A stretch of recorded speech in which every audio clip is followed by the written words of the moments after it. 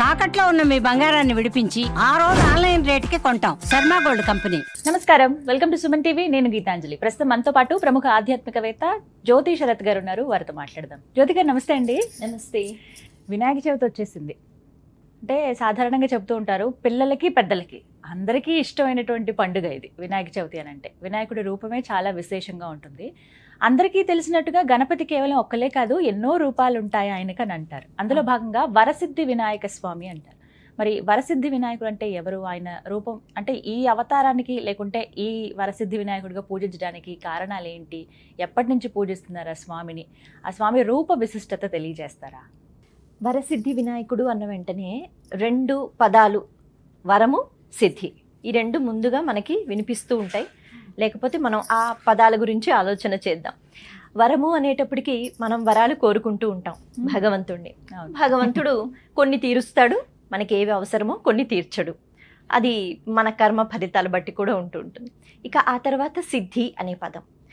ఈ సిద్ధి అన్నది ఎప్పుడైతే మనం పొందుతామో అప్పుడు అమ్మయ్య అనుకుంటాం అనమాట. అంటే చాలా తేలిగ్గా అర్థం కావాలి అంటే ఎప్పుడైనా ఏదైనా పని, అది మన ఉద్యోగంలో కావచ్చు, చదువులో కావచ్చు, ఇంట్లో వంట కావచ్చు, ఏదైనా కావచ్చు, మీరు ఏ పని గురించి అయినా ఆలోచిస్తే అది జయప్రదంగా అయిపోయింది అంటే, ఒక వివాహము, శుభకార్యం ఏదైనా, అప్పుడు అమ్మయ్య అనే ఒక ప్రశాంతత వస్తుంది. పూర్తయిపోయింది. అది సిద్ధి కలగడం అంటే. కాబట్టి సిద్ధి అంటే ఎక్కడో ఏదో చాలా పెద్ద పదము, మనకి అందుబాటులో లేనిది అని అనుకోండా ఇలా అనుకుంటే సరిపోతుంది. ఏ పనైనా అలాగని చెడ్డ పనులు కాదు, మంచి పనులు, మనకి అవసరమైన పనులు, అవి పూర్తయిపోతే అమ్మయ్య సిద్ధి అని అనుకుంటాం. ఆ అమ్మయ్య అన్నప్పుడు ఒక ప్రశాంతత వస్తుంది మనసుకి, అనుకున్న కార్యం అయిపోయింది అని. ఇది సిద్ధి పదాన్ని కొంచెం అలా మనం అర్థం చేసుకోవచ్చు. అయితే కోరికలు అన్నవి చాలా పుడుతూ ఉంటాయి. ఆ మనసు ఏంటంటే అడుగుతూనే ఉంటుంది, మనం భగవంతుడిని అడుగుతూనే ఉంటాం. ఈ క్రమంలో జీవితం అంతా అయిపోతూ ఉంటుంది. పొందుతూ ఉంటాం, మళ్ళీ అడుగుతూ ఉంటాం. కానీ మనిషి అన్నవాడు మూడు రకాలుగా ఎప్పుడు కోరికలు కోరుకుంటూ ఉంటాడట. మూడు రకాలు ఎలాగా అంటే, ఒకటి శరీరానికి సంబంధించి, అంటే శరీరం సుఖపడాలి, నేను అంత దూరం నడవలేను కాబట్టి నాకు ఒక వాహనం కావాలి, ఇంతసేపు కూర్చుని ఉండలేను, కాసేపు విశ్రాంతి తీసుకోవాలి, పడుకోవాలి, బాగా వేడిగా ఉంది, ఏసీ కావాలి. ఇలా శరీర సుఖం కోసం ఇది ఎప్పుడు మొట్టమొదటి స్థానంలో ఉంటుంది. అంటే మన కోరికలు ఎప్పుడు కూడా అప్పటికప్పుడు నేను హాయిగా ఉండాలి, నా శరీరం హాయిగా సుఖంగా ఉండాలి అని అనుకుంటూ ఉంటాం. రెండవది మనసుకి హాయిగా ఉంటే చాలు, ఇష్టమైన వాళ్ళతో మాట్లాడటం, నాకు ఇది ఇష్టం, నా మనసుకి ఇది ఇష్టం కాబట్టి నేను ఈ పదార్థం తింటాను, వాళ్ళ దగ్గరికి వెళతాను, లేకపోతే ఆ స్థలానికి వెళతాను. ఇలాంటి కోరికలు మనసు గురించి పుడతాయి, శరీరానికి సంబంధించి కాదు. ఇక చివరిది మూడో స్థాయిలో ఉంటుంది. అది మూడో స్థాయికి ఎందుకు వెళ్ళిపోయిందంటే, అలా మనం ఎక్కువగా ఆలోచించమంట.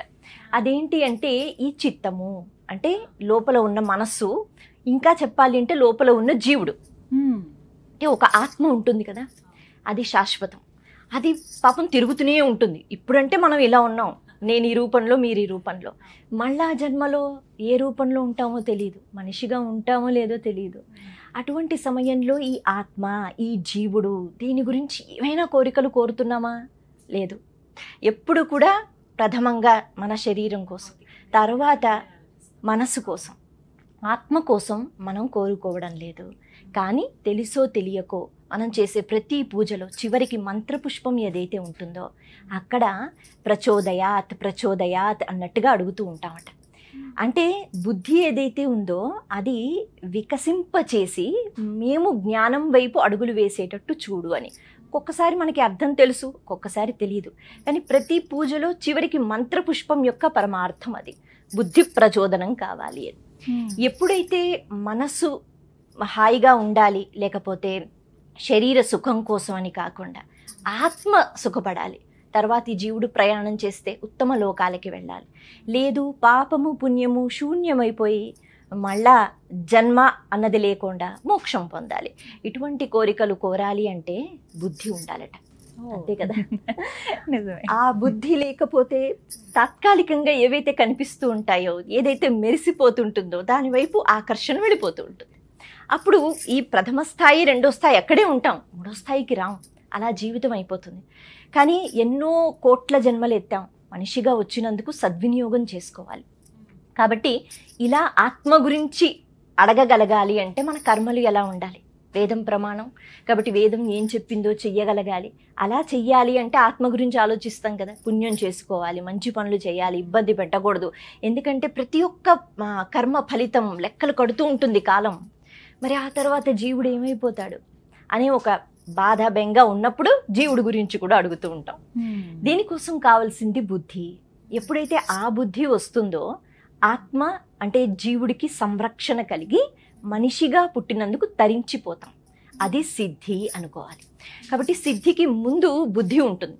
ఆ బుద్ధి వికసనమైతే అన్నిట్లోనూ సిద్ధి పొందుతాం. ఏ పని చేసినా విజయాన్ని పొందాలన్నా బుద్ధితో చేయాలి పని.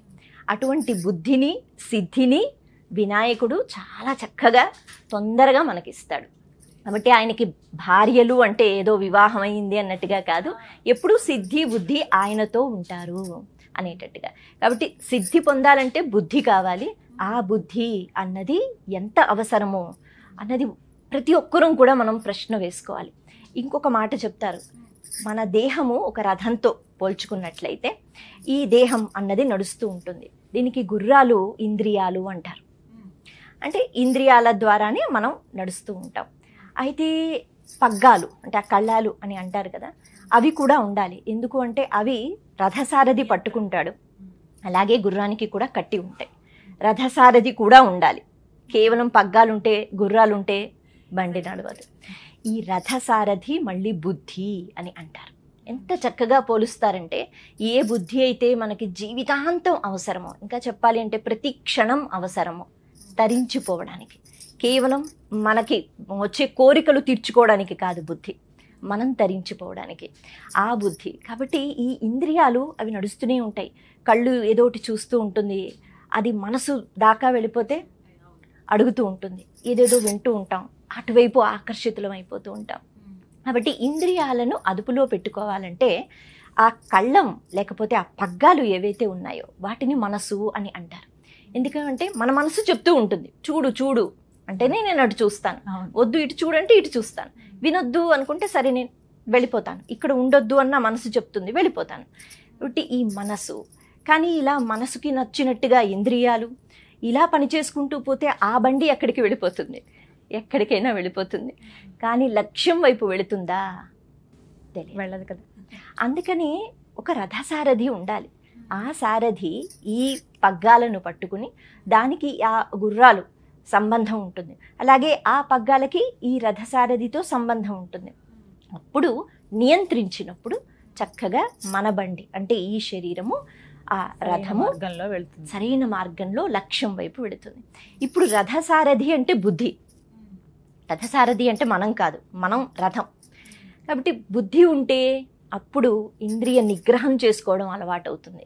మనసు సరైన మార్గంలోకి అది ఆలోచన చేసే విధంగా మన మనసు ఆలోచించాలి, ఇది అర్థమవుతుంది. వీటన్నిటికీ ప్రధానం బుద్ధి. అటువంటి బుద్ధి అన్నది కేవలం వినాయకుడు అంటే ప్రతి భగవత్ స్వరూపం మనకి బుద్ధినే ఇస్తుంది. కానీ వినాయక స్వరూపం చాలా తొందరగా శీఘ్రంగా బుద్ధిని ఇచ్చి అన్నీ సిద్ధింపజేస్తాడు. కాబట్టి వరసిద్ధి వినాయకుడు అంటే స్వామి మాకు మంచి బుద్ధిని ఇవ్వు అని కోరుకోగలిగారు. మరి ఈ వినాయక చవితికి ఆయనకి ఎలా పూజ చేసుకోవాలంటారు? అంటే పూజా పద్ధతులు సాధారణంగా ఒక్కొక్కరి ఇంట్లో ఒక్కొక్కలా ఉంటూ ఉంటాయి. కాకపోతే ముఖ్యంగా వరసిద్ధి వినాయకుడు అన్న వెంటనే కేవలం బాహ్యంగా కనిపించే ఇందాక మనం చెప్పుకున్నట్టుగా ఆకర్షణలు ఏవైతే ఉంటాయో వాటికి లొంగిపోకుండా, మనం 84 లక్షల జీవరాశులు అని అంటారు, అందులో ఎంత పుణ్యం చేశామో మనం మనుషులుగా వచ్చాం. కాబట్టి దీన్ని సద్వినియోగం చేసుకోవాలి. బుద్ధి అట భగవంతుడు అందరికీ పెట్టి ఇస్తాడట. బుద్ధి లేదా అని అడుగుతూ ఉంటాం కదా ఒక్కొక్కసారి ఎవరైనా ప్రవర్తిస్తుంటే. బుద్ధి ఉంటుందట, కాకపోతే ప్రచోదయాతని అంటే దాన్ని ప్రచోదనం చేసుకోవాలి, అది మనలో ఉంటుంది.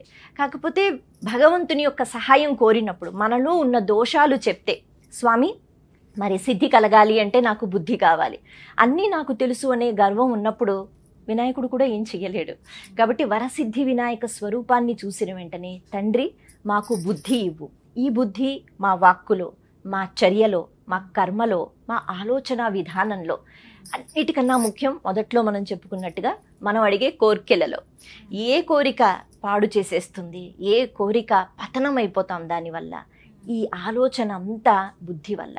కాబట్టి బుద్ధి అంటే కేవలం చదువుకుంటున్న పిల్లలకి మాత్రమే కాదు, జీవుడి ప్రయాణంలో చిట్ట చివరి ఊపిరి వరకు బుద్ధి అవసరం. అటువంటి బుద్ధిని ఇచ్చి మాకు సిద్ధి కలిగేటట్టుగా అమ్మయ్య అని మన జీవుడు అనుకోవాలన్నమాట. చివరికి ప్రశాంతంగా హాయిగా ఉండగలగాలి. అప్పుడు సిద్ధి పొందినట్టు. అప్పుడు ఈ శరీరానికి వచ్చిన తర్వాత మనం తరించిపోయాం, హాయిగా మనము అంటే దీన్ని సద్వినియోగం చేసుకున్నాం. కాబట్టి ఆ బుద్ధిని ఇచ్చి మాకు సిద్ధి కలిగేటట్టు చూడు స్వామి అని అడగగలిగితే, చిన్న చిన్న కోరికలు కాకుండా ఇల్లు కావాలి, నెక్లెస్లు కావాలని కాకుండా ఆ సిద్ధి చాలా అవసరం. అది ఉంటే అన్నీ సాధించినట్లే. అలా వరసిద్ధి వినాయకుడిని వేడుకోవాలంటారు. చక్కగా వివరించారు. ధన్యవాదాలండి.